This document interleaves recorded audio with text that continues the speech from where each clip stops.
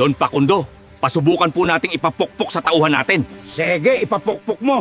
Baka kaya rang basagin ng malaking martilyo.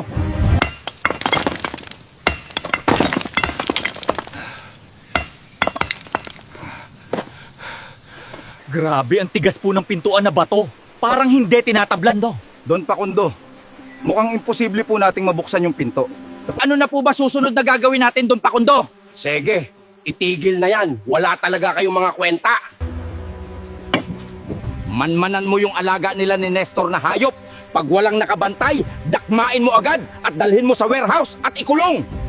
Ayan, kaibigan kong Bagwis, pinaghanda kita ng masarap na fried chicken. Alam kong mahilig ka kumain ng manok. Maraming salamat talaga, Bagwis, sa mga tulong mo sa amin. Masaya ako at dumating ka sa buhay namin ni Tatay Bagwi. Sana wag ka umalis sa buhay namin, Bagwis, at manatili ka nakasama namin dito sa bahay. Parang parte ka na rin sa pamilya, Bagwis. Anok, ikaw na muna bahala dito sa bahay at may bibilhin ako sa merkado. Sige, Tay, ako na po bahala sa dito sa bahay at maglilinis na rin po ako mamaya. Kuya, para po! Tulungan niyo po kami! Ano nangyari sa misis mo, sir? Manganganak na po yung misis ko, kuya, at wala kaming masakyan. Sige sir, isakay muna agad yung misis mo sa likod at dadalhin na natin sa ospital. Kuya, salamat po sa pagtulong sa amin sa paghatid dito sa hospital. Walang anuman yun, sir. Masaya rin ako at ako'y nakatulong sa inyo. Sana balang araw kuya, makabawi rin ako sa iyo sa iyong kabaitan. Sige, sir, at aalis na ako. Good luck po at sana malusog si baby sa paglabas niya. Bagwis, wag ka masyadong nagkakalat dyan at naglilinis ako dito. Dapat malinis na ang bahay pagdating ni tatay. Ang kulit-kulit mo talaga, Bagwis. Masyado kang nagkakalat. Doon ka muna sa labas ng bahay maglaro at busy ako dito. Natsimpuhan din kita mag-isa. Huhulihin kita ngayon at dadalhin kay Don Pakundo.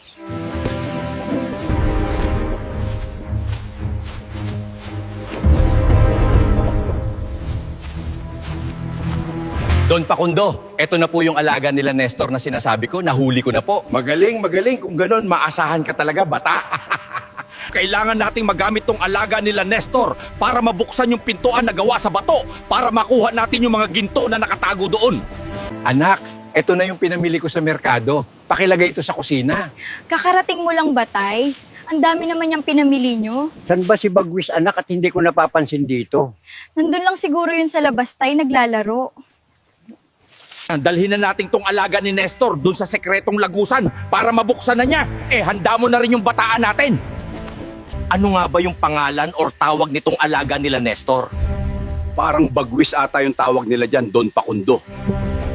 Bagwis, buksan mo tong batong pinto na ginawa mo. Kung hindi mo bubuksan, sasaktan ko yung si Elena.